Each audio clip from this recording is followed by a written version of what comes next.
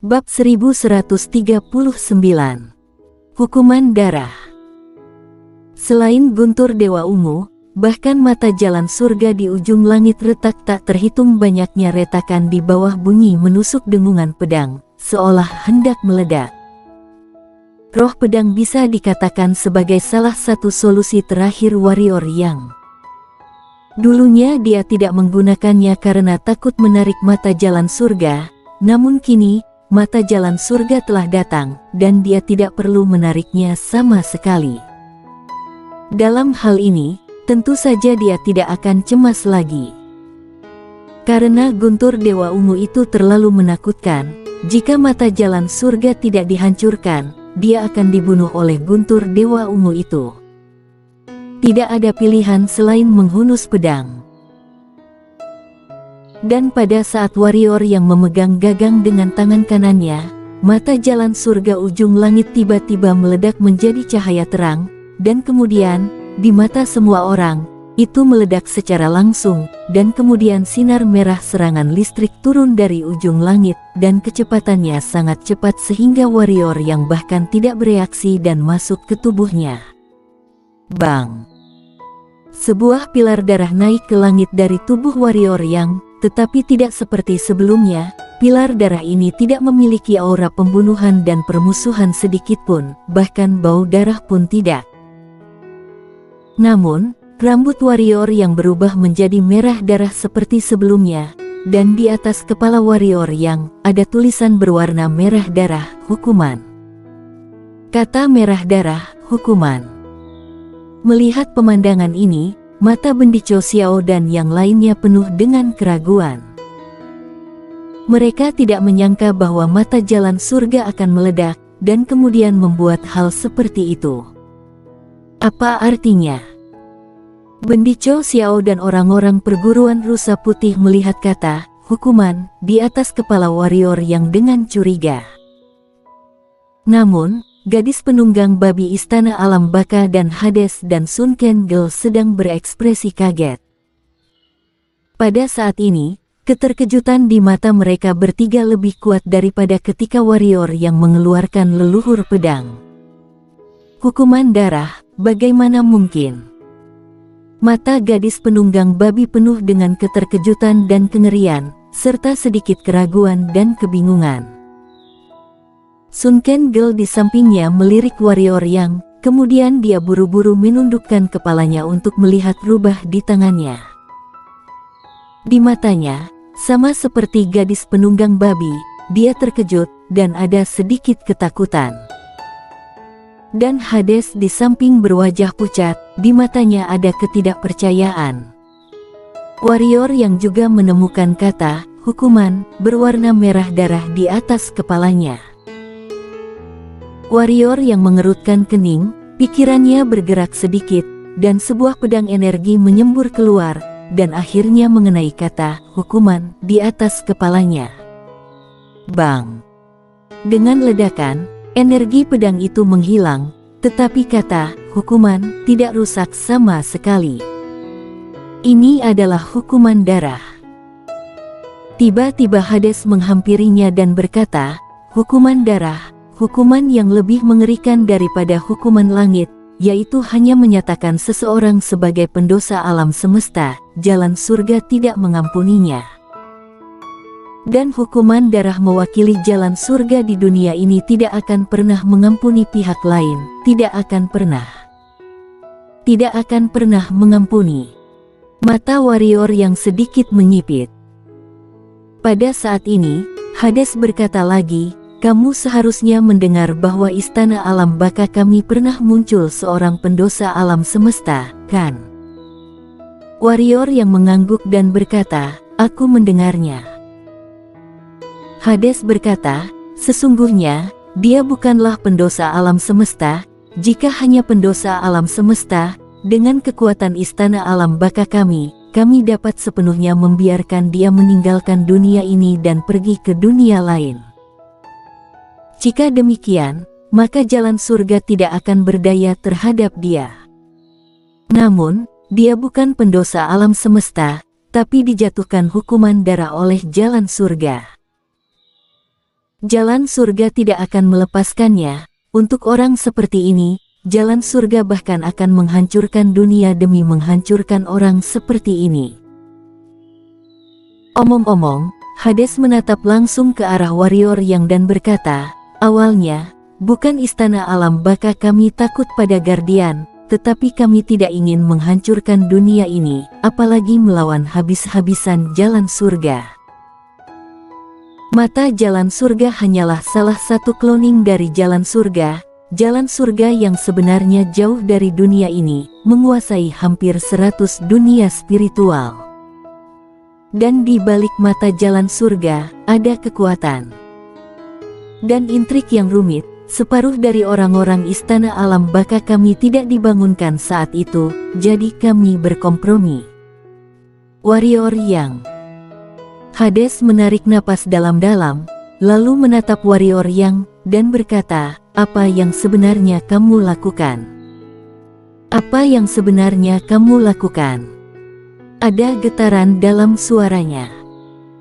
Di samping, gadis penunggang babi dan Sunken Girl juga melihat ke arah warrior yang, dan mereka juga ingin tahu apa yang dilakukan warrior yang.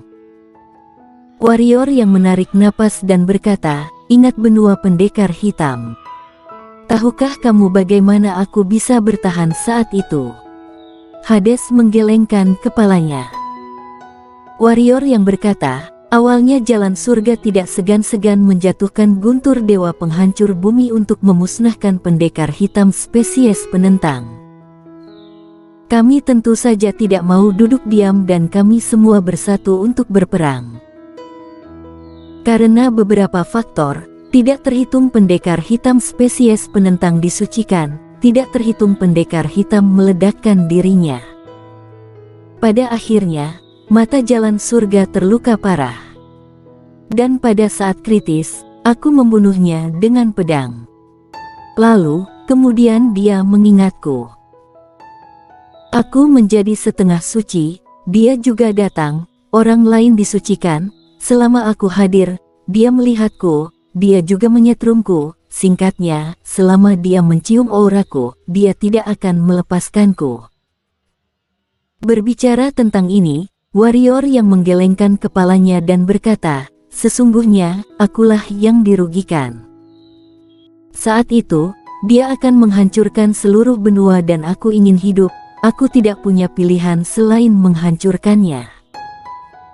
Setelah datang ke dunia spiritual, karena untuk beberapa alasan, dia dihancurkan lagi di Kingsu. Baiklah, aku tidak menyangka itu hanya cloning dan juga sangat pendendam.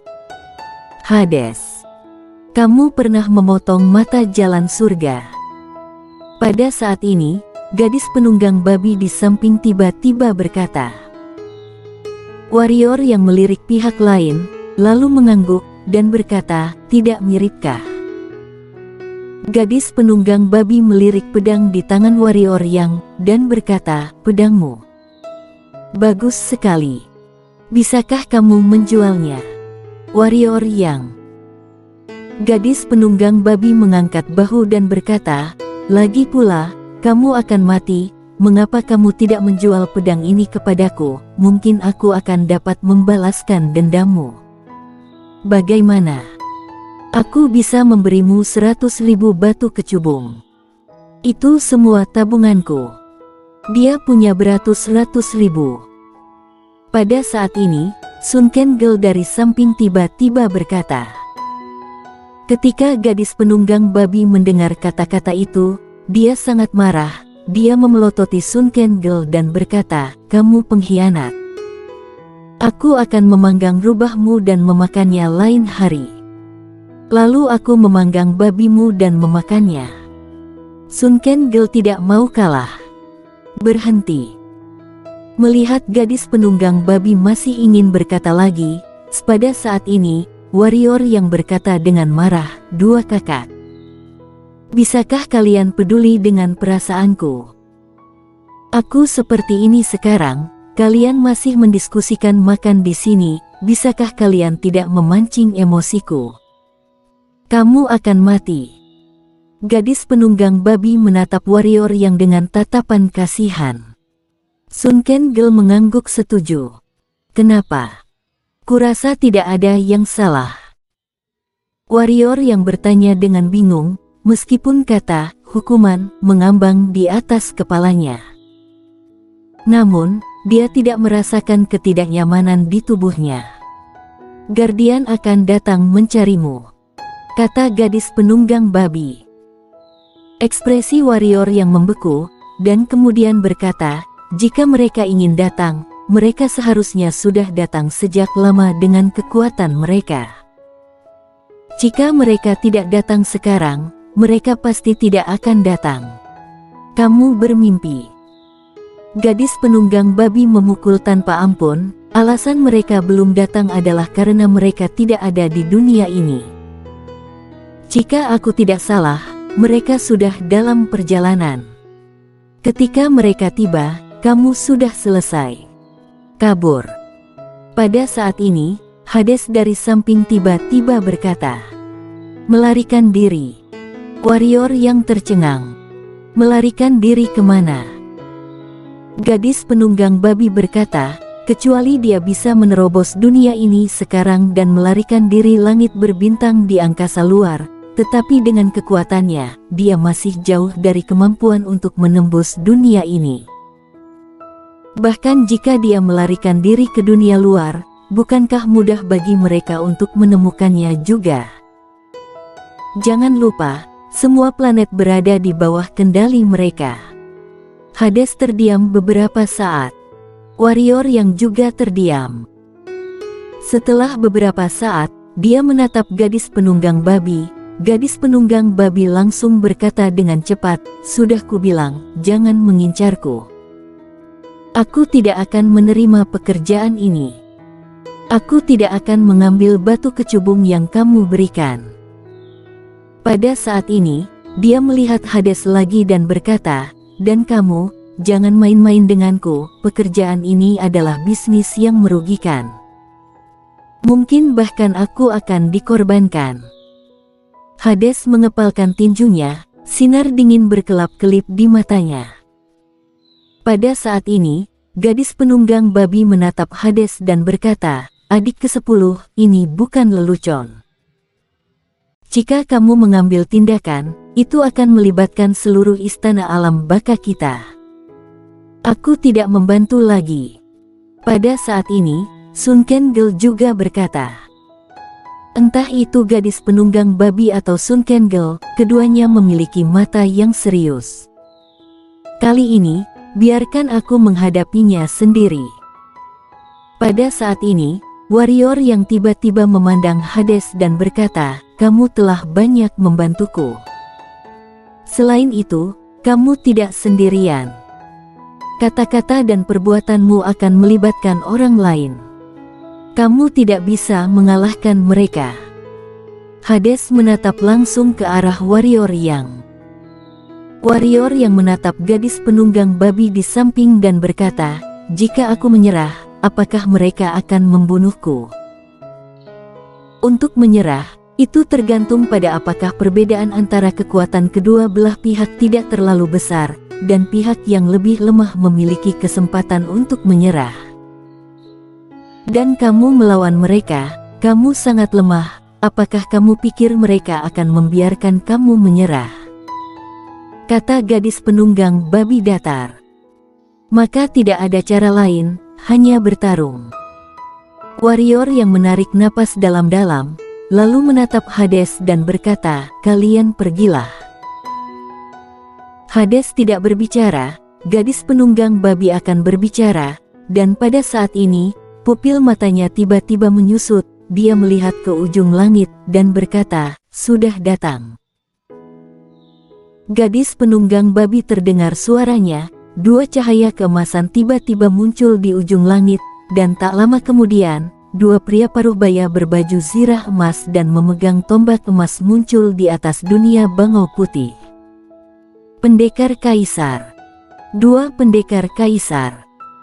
Kedua orang paruh baya itu mengabaikan semua orang, dan mata mereka langsung tertuju pada warrior yang. Ketika mereka melihat kata, hukuman, berwarna merah darah di kepala warrior yang niat membunuh melintas di mata mereka. Pria berperisai emas di sebelah kiri hendak menyerang, dan pada saat ini, cahaya pedang menyerang dari ujung langit, dan tak lama kemudian, seorang pria berjubah hitam muncul di arena. Nathan Ye. Melihat pria berjubah hitam itu, Bendico Xiao dan yang lainnya sedikit terkejut. Tentu saja mereka mengenal Nathan Ye, atau pernah melihat Nathan Ye. Mata Nathan Ye langsung tertuju pada warrior yang saat melihat kata hukuman berwarna merah darah di kepala warrior yang, ekspresi Nathan Ye sedikit berubah. Jelas, dia pernah mendengar hukuman darah. Tak lama kemudian dia menengadah ke ujung langit. Dia berekspresi masam ketika melihat dua pendekar kaisar, lalu melirik warrior yang lagi. Dia seperti memahami sesuatu. Kamu berhutang budi padaku, kan? Warrior yang menatap Nathan Ye dan berkata. Nathan Ye tidak menyangkalnya dan mengangguk sedikit. Warrior yang menunjuk kedua pria paruh baya berbaju besi emas di atas dan berkata, aku bunuh satu, kamu bunuh satu. Kelopak mata Nathan Ye berkedut, dia menatap warrior yang untuk waktu yang lama, dan kemudian berkata, kamu menjebak orang. Bersambung.